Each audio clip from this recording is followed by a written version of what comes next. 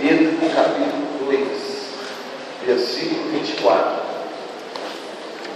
Primeira carta de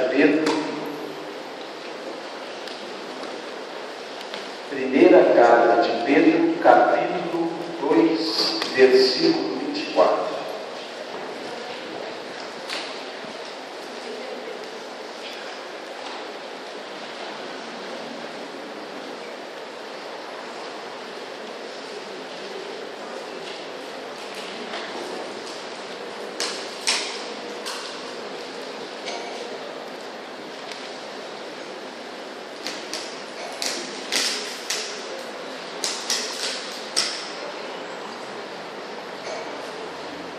O título da mensagem é: o nosso Deus julga retamente, justamente.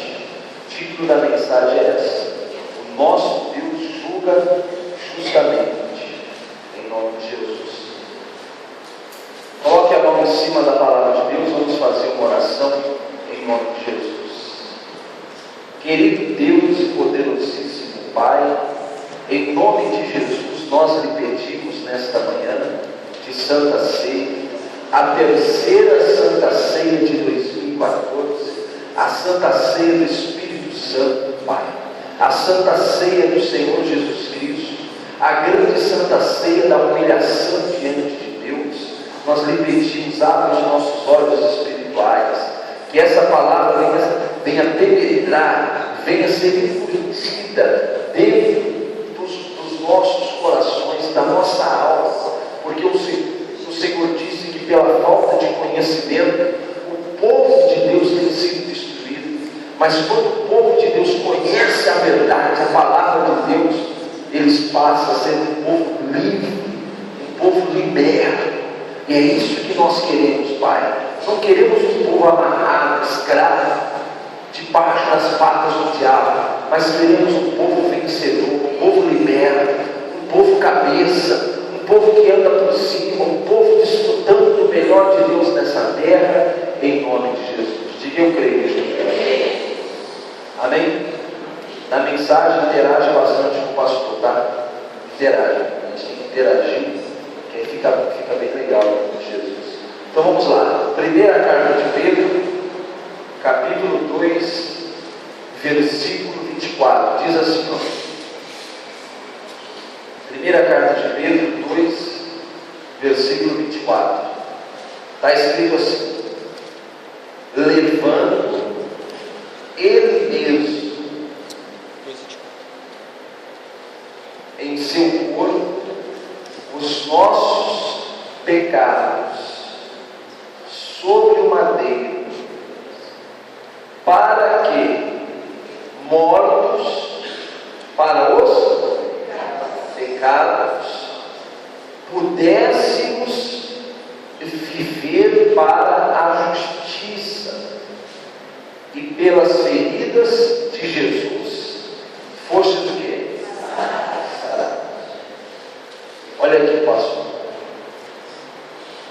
Daqui a pouco nós vamos ler de novo, que esse versículo aqui, se você analisar a Bíblia inteira, esse versículo aqui está um segredo de você fazer com que a justiça de Deus se manifeste na sua vida, em todas as áreas da sua vida, e também receba a cura, o quê? Não só receba a cura divina, mas também que você seja usado para curar outras pessoas. Mas a gente não pode esquecer o quê?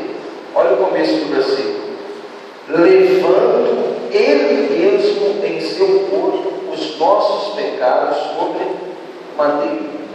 Então, hoje é a Santa Ceia. Quando você olhar, por exemplo, você assistir aquele filme Paixão de Cristo, quando você olhar para a cruz, você tem que entender qual é o significado daquele sacrifício de Jesus na cruz do Calvário. Tem gente que olha aquilo e entende completamente, ou entende em partes, mas tem gente que olha aquilo e simplesmente a pessoa diz assim: não, Jesus era um homem bom que morreu na onde? Tem nada disso não. Bom ele era mesmo, mas ali tem um significado muito grande. Ali, quando Jesus estava na cruz sofrendo, chicotadas, as mãos sendo presas, aquela coroa de espinho, as pessoas cuspindo na sua face, dando murro na cara dele, chutando ele. Tudo aquilo ali tinha um significado. Ele estava morrendo no nosso quê? Para que nós não morrêssemos. Ele se fez pobre para nos fazer o quê? O céu, a Bíblia diz que o véu estava intacto, fechado. As pessoas morriam, só iam para o inferno, não tinham como ir para o céu, porque o véu estava. Mas quando Jesus morreu, tomando os nossos pecados, levando os nossos pecados, você tem que acreditar nisso. Por exemplo, tem gente que pede perdão dos pecados e não acredita que Deus o quê? Então você não acredita que Jesus, olha, levando, olha aí o versículo, levando ele mesmo em seu corpo os nossos o quê? Sobre o madeiro, lá na cruz, Jesus pegou todos os nossos pecados, todos, e levou sobre o madeiro, levou sobre ele, quando ele estava no madeiro. Então não interessa qual era o seu pecado de antes. Pastor, eu acho que eu cometi pecado contra o Espírito Santo. Você não cometeu não, tenho certeza, porque tem gente que pensa que cometeu um pecado contra o Espírito Santo, porque o pecado contra o Espírito Santo não tem o quê? Não tem perdão. Pecado contra o Espírito Santo não tem perdão. Aí a pessoa às vezes deixa o diabo enganar ela e acha que ela cometeu esse pecado. Você não cometeu esse pecado, porque quem cometeu esse pecado não tem mais juízo, anda como um animal que irracional. A pessoa ela pode ir em qualquer lugar, menos na igreja, ela não vem na igreja.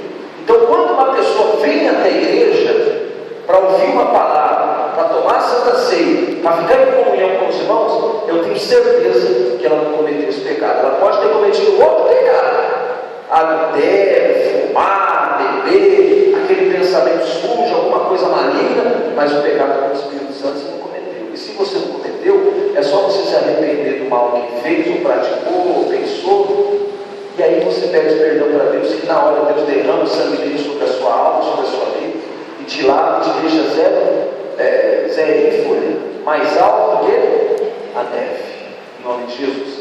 Então, pastor, quando eu olho para a cruz, eu tenho que enxergar o quê?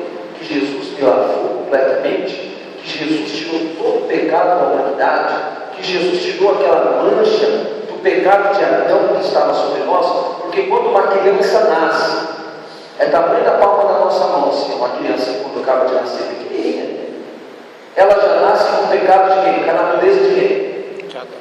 De Jesus. Já nasce com a natureza de Adão.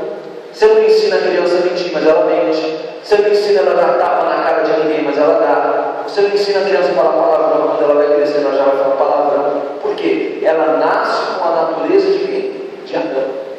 Então quando ela cresce, por isso que não se batiza criança, e criança não entende nada. Então quando a criança cresce, por si própria, o missionário foi com 6 anos, tem outros que são com 10, com 13, depende da criança.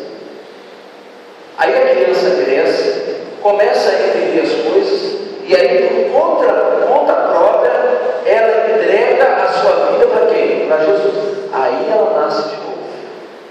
A natureza de Adão é arrancada e é enxertada dentro dela a natureza de quem? De Deus. Aí ela passa a ser uma nova criatura em Cristo Jesus. Se ela morrer agora, ela não vai mais para o inferno. Ela vai viver na Nova Jerusalém com Jesus para sempre. Você já imaginou quando você não estiver mais no nosso meio aqui, ou quando eu não estiver, e a gente chegar lá e os anjos de Deus falarem: entra, meu filho, entra na presença do teu Senhor, servo bom e o quê? É fiel. Aqui você vai viver para sempre, na glória com Jesus, com Abraão, com Isaac, com Jacó, com Moisés, com os apóstolos. Você foi fiel até o fim. Você ganhou almas para vir lá na terra. Você trabalhou para vir lá. Você ganhou seu marido para Jesus. Você ganhou sua esposa para Jesus. Você trouxe a sua família para a igreja. Ninguém queria saber de milagre. Mas você é fiel. Vem viver comigo aqui para sempre. Jesus, mas e aquele meu parente lá que era rebelde? Eu não vou poder tem que fazer nada, porque ele foi rebelde a vida inteira e morreu fora da minha presença. Mas você vem porque você foi fiel, sempre fiel até o fim. Amém, igreja? Então você tem que acreditar que Jesus levou os seus pecados. Então jamais, mesmo você pedindo perdão, você não consegue se perdoar. Ele perdoa ninguém. Então você tem que acreditar no que está na Bíblia. A segunda parte diz assim, ó, levando ele mesmo em seu corpo os nossos pecados sobre o madeiro, para que eu tenho que estar morto, porque mortos para os pecados. Olha aqui, pastor. O que é estar morto para o pecado? Primeira coisa é você acreditar que Jesus já levou todos os pecados. Segunda coisa, agora você que tem que estar morto para o pecado. Você quer ver um exemplo que você vai entender? Por exemplo, quem aqui já foi no velório? Aí tem parente que chega e quer conversar com o defunto, sim ou não? O defunto responde? Porque ele está o quê? Então, por exemplo, se alguém fala assim com o pastor Wagner, pastor Wagner, aqui em Mogi, abriu um salão novo ali, pastor, o forró bodó lá, oi sou, vamos? Eu não vou porque eu estou o quê? Eu estou morto para esse tipo de coisa. Estou morto para isso. Pastor Wagner, a maconha que vende ali na esquina, a maconha que os caras vendem ali é a melhor de Mogi. Vamos lá, pastor? Eu não vou porque eu já estou o quê? Estou morto para isso. Pastor, aquele lugar lá é cheio de mulher, só mulher gatinha. Vamos lá? Não, eu não vou porque eu já estou o quê? Eu já estou morto com o pecado. Você pega um defunto, pega aquelas mulheres que têm as unhas maiores, pega um pastor pequenininho. Pega aquelas mulheres que têm as unhas maiores e vai lá no pé do defunto, tira a meia dele, se tiver de meia, sei lá, está de meia. O defunto não usa meia, não. Aí você faz cosquinha lá no pé do defunto. Ele vai rir, porque ele está rindo. Você pega uma revista ali vamos dizer que era uma pessoa que vivia no mundo da prostituição. Você pega ali e coloca um vídeo de prostituição na frente dele, ele vai ver alguma coisa? Está morto. Então você tem que estar morto. O que é que você fazia antes? Isso não pode. O pastor Jaime, antes dele estar na igreja, ele era o quê? Ele não sabia, não era isso mesmo. Ele era cachaceiro da pesada. Mas hoje ele passa na frente do boteco, aquilo chama a atenção dele. Ele fica assim, bem os beijos. Aquela tapioca não, pipioca. Estou inventando tudo. Aquele vinho gelado. Jesus tem misericórdia. Não, ele não sente nada, porque ele está morto no pecado. Amém, igreja? Então o segundo passo aqui que eu estou falando aqui é nós sermos mortos para os pecados. Eu tenho que estar morto. Aquilo não pode mais chamar a minha atenção. Aquilo não pode mais chamar a minha atenção. Aquilo não me atrai mais. Aquilo não me atrai. Aquela pessoa que usava crack, o crack não atrai ela mais, a maconha não atrai ela mais, o cigarro não atrai ela mais, a prostituição não atrai, o adultério não consegue mais adulterar, porque ele está morto para o adultério agora. Ele não consegue deixar aqueles pensamentos comigo, ele está morto para esses pensamentos. Ele não consegue mais fazer coisa errada, mexer, fazer cambalacho, ficar mentindo. Por quê? Porque ele está morto para o pecado. Então quando eu morro no pecado, aí que dá. Pastor, tem coisas que eu já deveria ter morrido para aquilo, mas ainda não morri. Aí a justiça de Deus se manifesta. Porque o vinho novo só entra no vaso quê? O vinho novo só entra no vaso novo. Deus só vai poder derramar o óleo dele sobre você quando você for morto pelo pecado. O óleo de Jesus, o óleo de Deus estava sobre Jesus, porque em Jesus não havia o quê? Pecado nenhum. Então, quando você morrer no pecado, é que Deus vai poder derramar o óleo dele sobre você, vai poder te encher. E aí a justiça de Deus, porque a dos homens faz assim. Aí, Você vai ali, ô juiz, seu juiz, quanto você quer para liberar eu, fulano? Ah, me dá 50 mil, 100 mil. Ele é corrupto. E Deus é incorruptível. Ele julga a nossa causa justamente. Olha aqui, ó. Para que mortos para os pecados, aí quando eu morrer com o pecado, pudéssemos viver para o quê? A justiça. Então, quando você morrer com o pecado, é que você vai poder viver para a justiça de Deus. Enquanto não estiver morto com o pecado, a justiça de Deus não se manifesta. Não adianta. É como se você estivesse numa esteira. Você corre, mas não sai do quê? Por quê? Porque ainda não morreu para o pecado. Vira e mexe, está na internet vendo coisa que não deveria. Vira e mexe, está indo para um lugar que não deveria ir, porque ela só tem má companhia, ela só tem coisa errada. Vira e mexe, dá umas escapadinhas. Eu trabalhei numa empresa chamada Marfinite. E lá tinha uma moça, nem era jovem não. Aí tinha um encarregado e tinha essa moça. Só que o cara era casado e essa moça era casada também. E a vida inteira eles tiveram o quê? Um caso. Os dois casados. Nunca a justiça de Deus há de se manifestar na vida de uma pessoa dessa que de vez em quando dá umas escapadinhas. Lá no livro de Timóteo está escrito: marido de uma só mulher, esposa de um só homem. O símbolo desse sinal no Velho Testamento que nós podemos mostrar aqui é o Isaac, que só teve a Rebeca, e a Rebeca só teve o Isaac. Os outros tiveram um monte, então não é exemplo para nós agora. Amém? Aí no final diz assim: e pelas feridas de Jesus fosse o quê? Sarado. Então a pessoa quer a cura de Deus, a pessoa quer o milagre, está doente, está com câncer, está com AIDS, diabetes, a doença que for, problema na mente, problema nas vistas, uma dor no estômago que a pessoa. Um menino uma vez estava com um problema no estômago, que ele deitava e dizia: mãe, faz massagem. Que ele não aguentava de dor, a lágrima descia, e aquilo ia.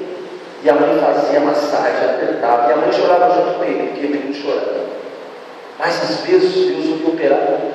Por quê? Porque a pessoa ainda não é morta do que? O pecado. Em que área da sua vida o diabo tem reinado? Você tem que cortar o mal pela raiz. Em que área da sua vida você tem sido uma pessoa fraca? Você tem que ser forte nessa área. Você tem que começar a mudar. Você tem que dar uma rasteira no diabo, colocar o pé na garganta dele e falar: aqui não. Antes eu fazia isso, agora eu não vou fazer mais porque eu sou morto do pecado. Senão a justiça de Deus, a cura de vida do Senhor nas nossas vidas não vai operar. Tem que ser morto para o pecado, para que a justiça de Deus possa se manifestar na minha vida. Se você for morto do pecado, se você verdadeiramente for morto do pecado, Deus vai fazer justiça na sua vida. Abra aí o Salmo número 9. Salmo número 9.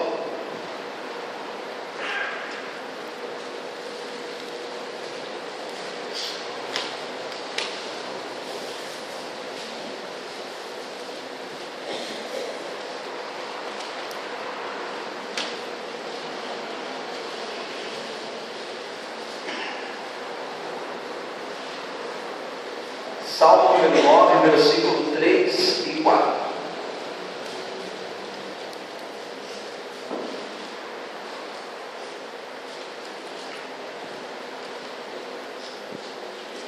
A Bíblia diz que por um caminho o inimigo virá, mas por 7 caminhos ele fugirá da nossa presença, porque ele vai ver a luz, a bola de fogo de Deus, que nós somos nas mãos do Senhor. Versículo 3 diz assim: porquanto os meus inimigos retrocederam em o quê? Diga graças a Deus. E pereceram diante da tua. Mas para isso aqui ser verdade, você tem que estar morto no pecado. Lembra que eu falei para vocês semana passada? na casa dos meus parentes lá. E o demônio estava forçando todo mundo. Lembra que eu contei para vocês aqui do obreiro meu obreiro? Que na hora que ele foi expulsar o demônio falou: opa, aqui não, você não. Você, quando mexe na internet, só fica vendo mulher pelada, revista de mulher pelada. Ele enfiou o rabinho entre as pernas e saiu de fininho, foi envergonhado. Então quer dizer, ele não estava morto para quê? Então isso aqui não funciona. Só funciona para a pessoa que está morta por pecado. Pastor, mas está sendo difícil. Para quem é de Deus, meu irmão, existe alguma coisa difícil, pessoal? Meu irmão, não existe nada difícil, não. A Bíblia diz que eu tenho que pegar a pedra. Jesus disse o quê? Para ressuscitar o Lázaro. Tira a pedra. Jesus não está mandando você colocar a pedra, não. É para você tirar a pedra. Como é que eu tiro a pedra? Sendo positivo, se não for conseguir, Deus é comigo. Está determinado essa Deus. Esse milagre é meu. Eu já vejo pela fé minha família no altar, pelas feridas de Jesus. Tira a pedra, não coloca a pedra, não. O próprio Satanás, pessoas que não são usadas por Deus, já colocam um monte de pedra no caminho. Você vai enfiar mais pedra no caminho? Não. Jesus diz: tira a pedra para que eu possa fazer um milagre na sua vida. Em nome de Jesus. Aí esse versículo diz o que? O 3, de novo. Porquanto os meus inimigos retroceder, cair, vai retroceder mesmo, e vai cair mesmo, e pereceram diante da tua. Olha o quadro, que é a nossa campanha de hoje. Pois tu tens sustentado o meu direito e a minha o quê? Quer dizer, Deus tem sustentado o nosso direito e a nossa causa. Deus está aqui com a gente. Tu te assentaste no tribunal, julgando o quê? Justamente. Digam graças a Deus. O que Deus diz, meu irmão? Depressa eu lhes farei o quê? Mas aquela mulher que era viúva, como é que ela fez com que a justiça de Deus se manifestasse na sua vida? Ela perseverou.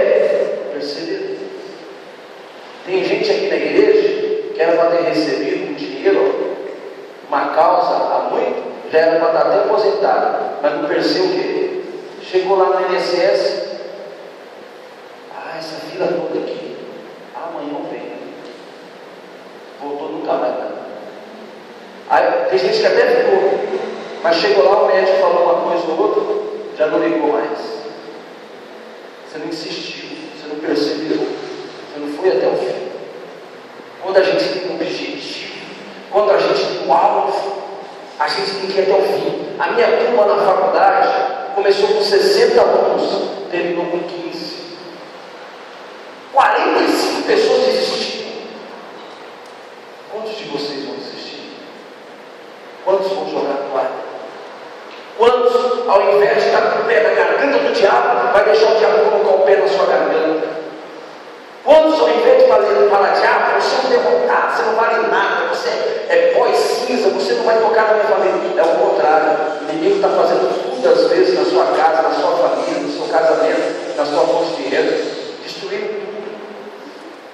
A coisa não funciona, não anda para frente. Não adianta esconder do pastor, porque no mundo espiritual, se eu olhar aqui para dentro da sua alma, eu não enxergo, mas Deus enxerga, e o diabo sabe se você tem feito coisa errada ou não. Pastor, mas ninguém é perfeito. Lógico que ninguém é perfeito, mas andar na prática do pecado são práticas das pessoas do mundo. Falhar, qualquer pessoa falha, mas andar na prática do pecado, aí já é qualidade de uma pessoa que não nasceu de novo, não está na presença de Deus. E não adianta querer enganar Deus. Querer enganar Deus é enganar a si Deus. Aí ele está dizendo que, o versículo 4: pois tu tens sustentado o meu direito. Graças a Deus, amém. E a minha o quê? E a minha causa. Quando eu estava preso lá, pois tu tens sustentado, Deus estava sustentando o meu direito ali, a minha causa. Amém, igreja? Tu se aceitares, quer dizer, Deus está contigo.